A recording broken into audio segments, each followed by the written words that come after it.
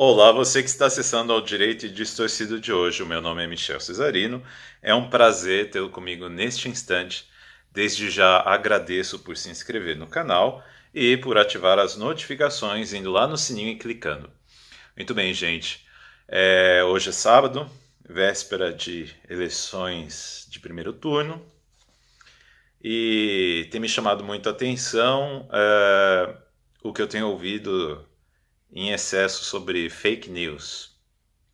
Pois é, isso me trouxe algumas reflexões aí que eu gostaria de compartilhar. Não é algo tão metódico e profundo, é apenas algo que ocorreu por conta dessa questão toda do falatório de fake news isso, fake news aquilo, tanto de um lado quanto do outro, e quanto os outros candidatos, enfim.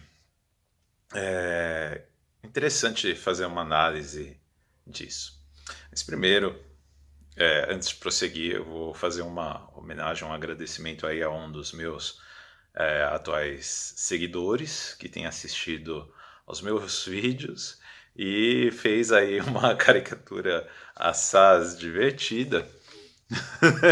Enfim, olha só.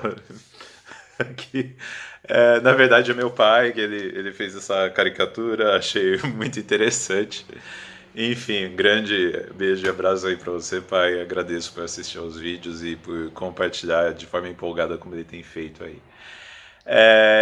Prosseguindo a questão das fake news, depois dessa, né? Enfim, é interessante notar, mais uma vez indo no sentido das coisas que venho falado, como termos adquirem uma espécie de uso privilegiado, principalmente quando eles aparentam ter algo relacionado com magia, com misticismo, com algum tipo de encanto, de sortilégio, né? Então, quando você usa palavras em outro idioma, ou em latim, ou em grego, parece que a coisa fica mais mágica. De certa forma, dá essa impressão sobre o termo fake news. Por que não usar notícias falsas, não é? Enfim, que não.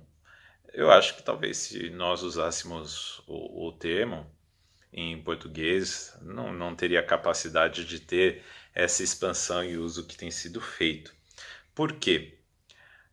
Fica diluído na língua o uso na própria língua daquele termo que se quer transformar em moeda corrente, ele não ressalta. Então, já começa por aí. Você quer introduzir um uso novo para um termo, para trabalhar um conceito, colocá-lo sublinhado com neon é uma boa forma. E uma boa forma é, inicialmente, usar um estrangeirismo, colocar em outro idioma, porque boa parte das pessoas não vão saber o que é, então elas vão começar a ouvir e vão se contestar o que vem a ser aquilo. Já terão, porventura, dificuldade em pronunciar, especialmente o pessoal que não tem muito contato com o inglês ou não tem nenhum contato com o inglês. Então imagina um sujeito numa cidade bem recôndita ali tentando pronunciar o diacho do fake news, o que não vai sair, enfim, quando o sujeito tentar falar. E afinal de contas, não é exigível que ele fale, não faz parte do cotidiano dele. Então, qualquer pessoa que já fala assim, ele não sabe falar, por favor, né, gente? Vamos ter uma atitude de reconhecimento e saber se posicionar em outros lugares de fala. As pessoas não são obrigadas a saberem algo que você sabe, especialmente se isso exige que ela tivesse frequentado ali uma escola, um estudo que talvez ela não teve condição na vida dela por conta de não ter acesso mesmo, seja social ou acesso por conta de condições monetárias, não é? Quem não gostaria de ter as melhores coisas? Então vamos ser mais compreensivos nessas horas, né? Que eu acho horrível isso. E aí eu vejo muito por aí o pessoal tirando barato de pessoas que têm problemas para pronunciar coisas em inglês, não é? Enfim. Mas voltando, exatamente esse efeito de desconhecimento, esse efeito de magia, de encantamento da palavra em outra língua torna absolutamente moldável e maleável o conceito. Então, eu consigo criar um novo imaginário usando velhos conceitos de outros imaginários. Porque essa mística do impronunciável ou do diferente ligado ao termo em outro idioma, né? Fake news. Aí imagina, aquelas pessoas começam a ouvir: isso é fake news, isso não é verdade, isso está sendo espalhado. Ah, não faça difusão de fake news. Aí o sujeito fala: poxa, mas o sujeito está falando de um tal de fake news, o que é isso, né? Isso deve ser uma doença, deve ser algo muito ruim, porque as pessoas falam disso. Ah, então vou usar também. Isso é fake news. O que acontece? Eu tenho observado que realmente acontece aquilo aqui. Eu tenho alertado sobre binarismo, inclusive no fake news. Por quê? A pessoa se posiciona como herói, a que acusa de fake news, como o protagonista, contra o bandido, contra o sujeito que difunde a fake news ou que faz uso de fake news, né? Enfim. Aí há essa questão de polarizar as coisas novamente como controle social. Gente, mais uma vez. Então, de um lado, eu vou ter o sujeito que está aliado à verdade, de outro lado, o sujeito que está aliado à falsidade e à difusão da falsidade do erro. Mais uma vez, lembrando, quem tem assistido e me acompanhado, em termos de eventos, fatos e coisas que se falam, há uma multiplicidade de cores e de tons, de gradações entre um elemento A e um elemento B, tá? E nós ainda somos vítimas dos princípios ali do modus ponens, né, que envolve o princípio da identidade, o princípio da não contradição e o do terceiro excluído, que vocês podem captar por aí. O problema de usarmos essas estruturas do modus ponens é que elas não admitem elementos de transição. E nossa vida é feita de várias transformações, de vários elementos que estão transitando entre vários extremos ou elementos ali intermediários, etc.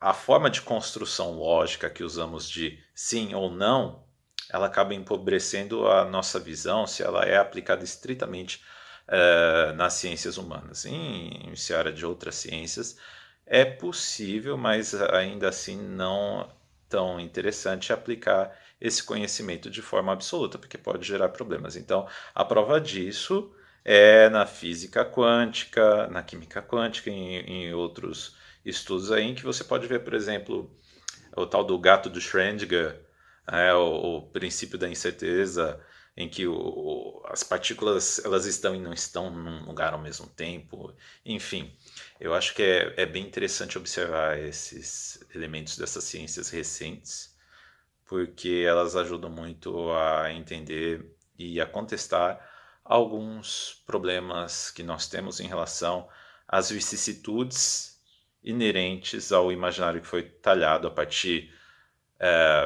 de todo o conhecimento aristotélico que viemos herdando e também de todo o conhecimento cartesiano e newtoniano que foi se acumulando. Enfim, esse polarismo não permite a gente sair desses extremos se nós não começamos a falar assim, mas o que são essas fake news? A que se referem? A quem elas beneficiam? Aonde chega esse falatório? De onde veio esse falatório? Qual a fonte, qual a origem, como ele tem se expandido? Cabe fazer perguntas, não simplesmente, eu vou checar a fonte, eu vou checar os fatos, não vou difundir igual a imprensa tem usado. Eu acho interessante, é uma atitude prudencial muito louvável, não tiro a razão dela, mas eu acrescento, vá mais além. Veja a quem interessa imputar de fake news um outro extremo, e não só o extremo maldito difusor das tais fake news. Você pode estar sendo trabalhado para atuar enquanto massa de manobra que vai ser jogado de um lado ou de outro, de um lado ou de outro. Por quê? O pensamento binário do fake news versus verdade, ele não deixa de servir adequadamente para que você seja agenciado num exército de pessoas tomadas pela fúria da verdade, o desejo de verdade. E não é isso, o próprio ser humano, ele tem um imaginário que oscila entre claro, escuro, cinzento, várias cores, várias tonalidades. Então você tem uma exigência absoluta de verdade, de informações, é meio complicado. Cabe sim realmente averiguar, buscar, mas também se perguntar: será que eu não estou sendo agenciado e usado para fazer transições adequadas para alguém de um lado para o outro? Aonde chega isso? Essa exigência, esse excesso de pureza da verdade e de luminosidade? A outra pergunta é: será que na vida humana tudo pode ser tão luminoso? Nossa mente, nossas emoções não são tão luminosas. Nós temos, conforme disse em outro vídeo, elementos tenebrosos em nossa psique, em nosso emocional. Mesmo o mais santo de todos, o mais budista e abnegado de todos, ele pode ter lá seus dias de fúria e de estresse, deixar coisas horrorosas fluírem. Então, cabe observar isso. Como é feito o uso da atribuição e não atribuição de fake news? O que se esconde por trás dessa ideia de verdade e busca absoluta da verdade e da pureza? Interessante. Eu gostaria de falar também, a pretexto disso, sobre um conto muito interessante do Diderot, chamado Madame la Calière, mas não do conto inteiro, porque eu não vou fazer spoiler, mas eu tenho aqui essa edição que eu usei há muitos anos atrás aí no meu mestrado, e já acho aqui a parte que me interessa. Esse conto ele é interessante porque ele fala muito da questão do falatório, de como informações podem correr livremente e levantar uma pessoa ou destruir uma pessoa através da fama dessa pessoa. E é toda uma reflexão que pode remontar ali aos textos do Plutarco. Plutarco tinha textos muito nucleares nas reflexões do século XVIII, como o De Curiositate, que é o texto sobre a curiosidade, enfim, e alguns outros mais, De Garrulitate, que é sobre a fofoca, o falatório. E eu acho que esses dois são muito interessantes, eles estão interligados, porque o sujeito curioso ele gosta de esmiuçar tudo, porque ele é um fofoqueiro, ele gosta de espalhar informações. Então, todo o imaginário do século XVIII tem uma pitada ali do Plutarco. E é interessante uma fala clássica desse conto, em que se diz o seguinte: eu disse 100 vezes aos amantes, não escrevei nada, as cartas vos perderão. Cedo ou tarde, o acaso desviará uma de seu endereço. O azar combina todos os possíveis casos e precisa apenas de tempo para trazer a oportunidade fatal. Ora, gente, é essa questão da possibilidade e probabilidade. Vocês estão vendo aí. As cartas enviadas uma hora ou outra vão perder fatalmente os amantes. Assim são as informações, uma hora ou outra, o acaso vai trabalhar de uma tal maneira que as coisas vão sair dos extremos, do sim e do não, e vão ir para um outro elemento não esperado. Isso ocorre com ciências, isso ocorre muito com vida humana, porque você vai ficar achando que vai haver uma luminosidade plena de verdade. Né? Vocês já deviam estar acostumados com isso na vida, não é? Poxa, precisa esperar o uso de um termo chamado fake news, que vai assanhar mais ainda essa polarização e o desejo de verdade e de pureza? É preciso tomar cuidado com isso, porque o que está por trás disso, dessa fake news, é uma depuração que beira a eugenia comportamental do ser humano, né? Não é possível, mas ok, é louvável, conforme eu disse, que você verifique as informações e não se deixe levar de cara e também não espalhe, mas observe o que tudo isso envolve, além da questão da falsidade e da pretensa e desejada verdade. Grande abraço a todos e um excelente sábado. Boas eleições aí para todos nós brasileiros e esperamos o melhor aí, se bem que é um pouco complicado pensar nisso. Mas enfim, até a próxima.